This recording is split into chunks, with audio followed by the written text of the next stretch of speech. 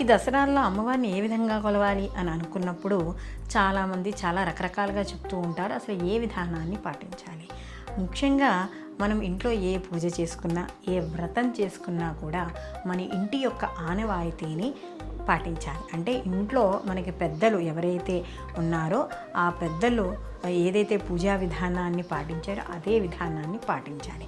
అలాగే తరువాత గురు పరంపర అని ఉంటుందంటే మనకి ఎవరైనా దీక్ష ఇచ్చిన గురువు యొక్క ఏదైతే ఆ పరంపర ఉందో దాన్నైనా పాటించాలి.